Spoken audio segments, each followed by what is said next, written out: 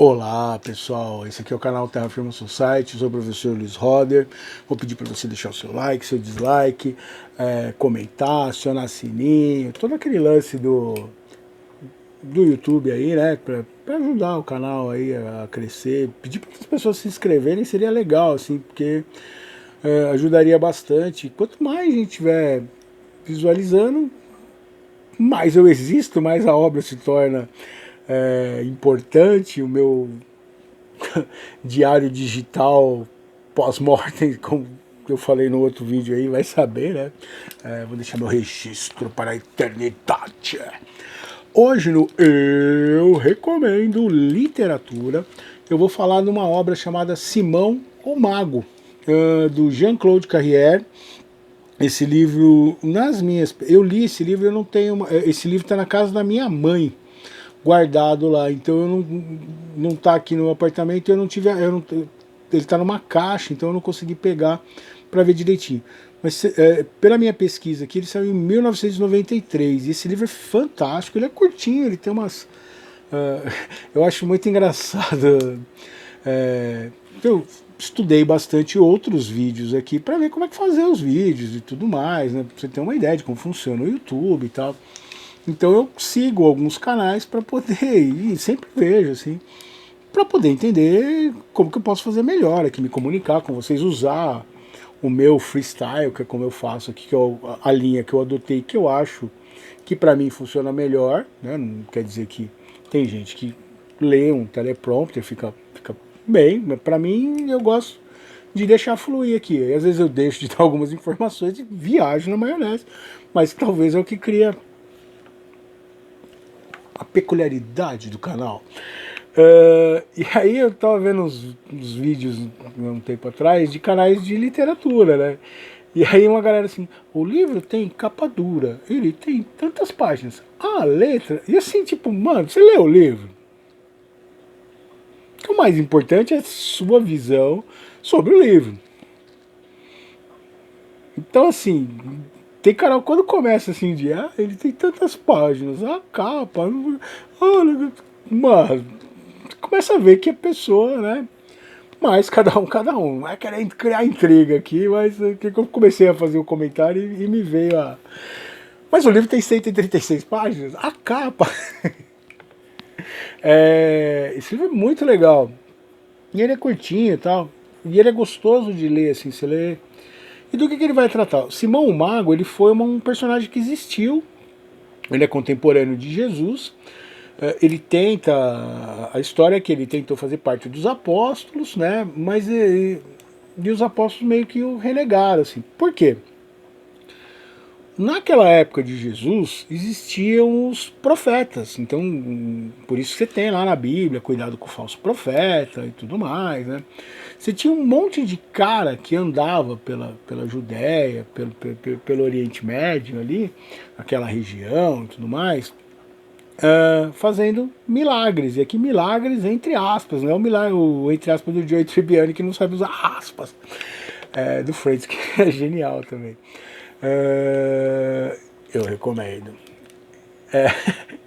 E assim, o que acontece?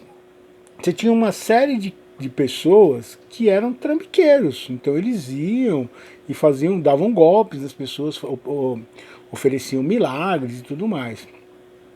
E ele, então, por exemplo, um milagre que ele fazia, que ele explica que era comum. Você pega alguém, paga alguém, bota uma pedra de sal nas costas da pessoa e pede para a pessoa ficar no meio da multidão.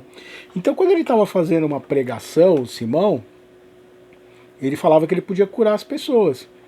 E aí ele pegava esse cara que estava corcunda com a pedra de sal, e ele fazia isso perto de um rio, aí ele punha e falava assim, agora eu vou fazer um milagre, e afundava o cara no rio. O que acontecia quando ele afundava o cara no rio?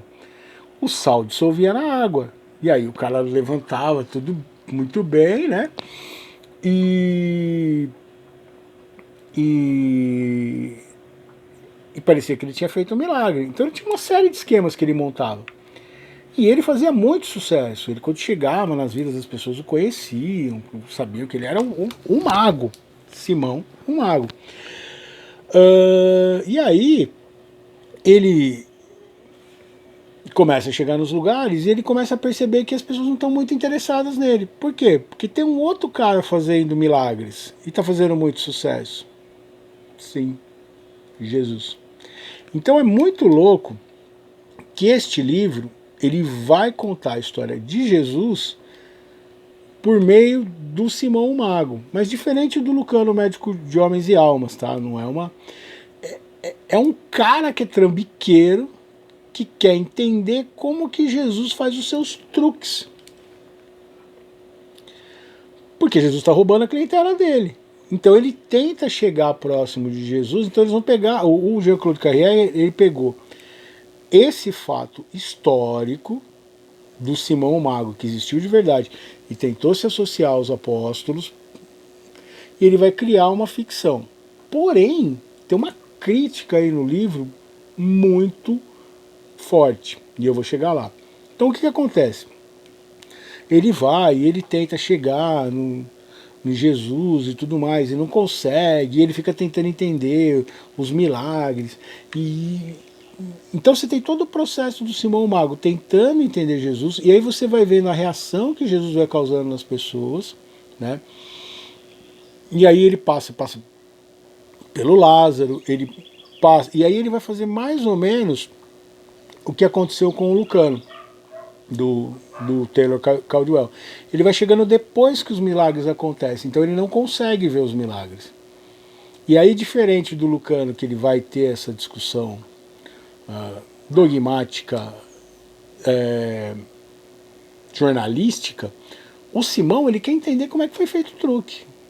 Como? E ele começa a ficar em dúvida se Jesus realmente era milagroso, se Jesus era um baita de um charlatão que estava dando golpe em todo mundo e era muito melhor que ele, né, nessa questão de dar golpe.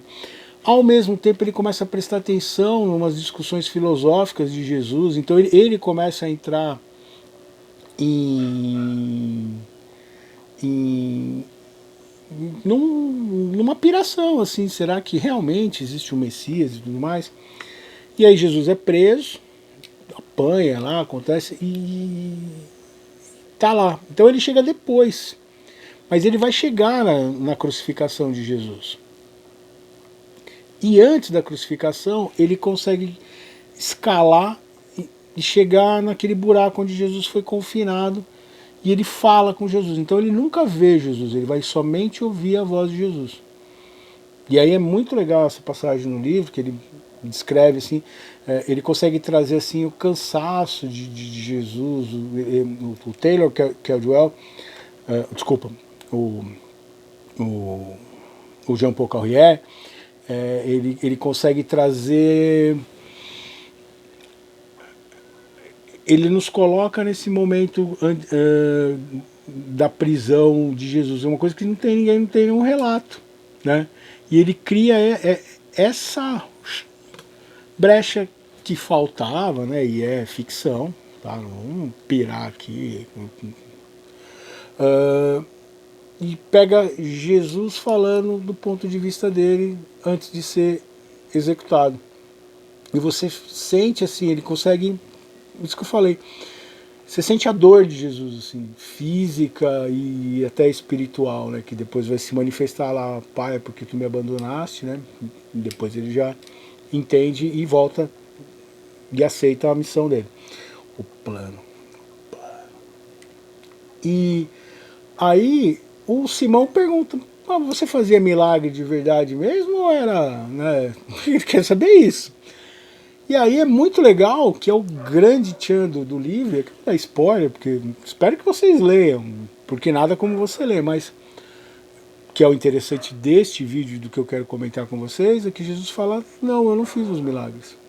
Os grandes milagres, e aí é uma grande sacada no livro, e é um ponto de vista diferente, não quer dizer que está certo e está errado, que Jesus coloca que ele foi manipulado por Pedro. Então você vê uma influência aí do anticristo do Nietzsche, que vai pegar o Pedro e sentar o dedo nele, colocando que o Pedro é a perversão, o apóstolo Pedro é o pai da igreja, é a perversão do ensinamento de Jesus. Então você sente uma influência nitiniana aí no plot twist do Simão o Mago. Então Jesus fala assim, que a maioria dos milagres, os milagres pequenos, aconteceram. Mas não aconteceram porque ele era um ser que operava milagres. Operava milagres no sentido mágico. A fé das pessoas fez com que elas se curassem.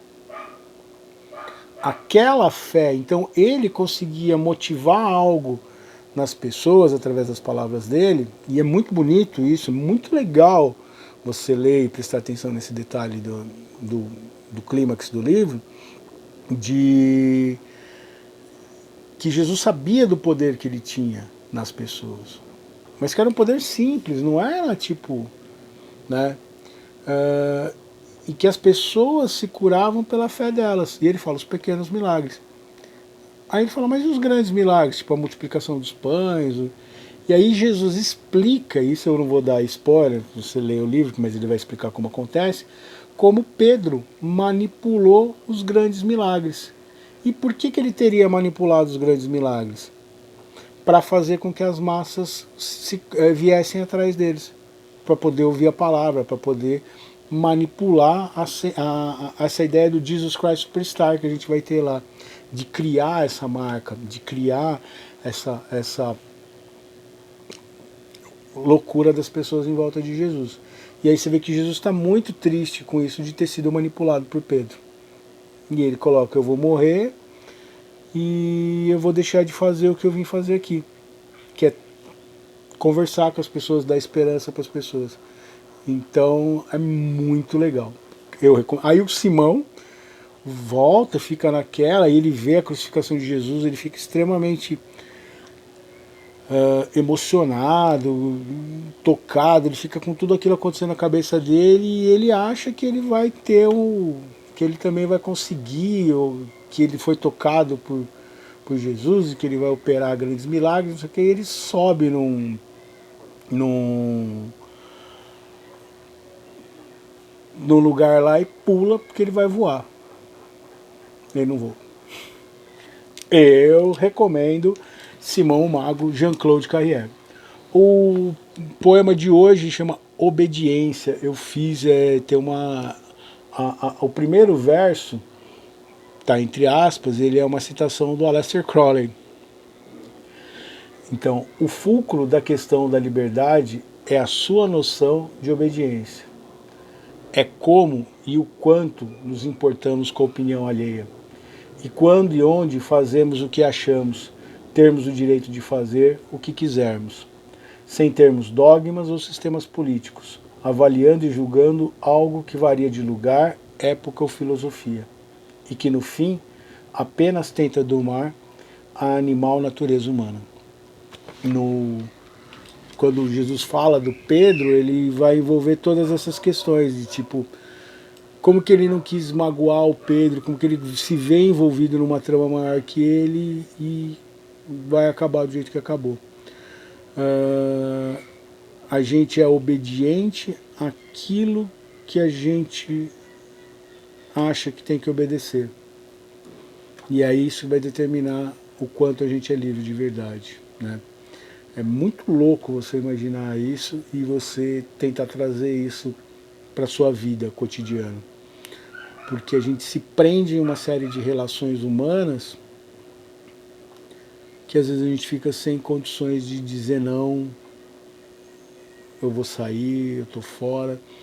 E aí só quando é tarde demais que a gente consegue se libertar, porque a gente nunca foi livre de verdade. Será?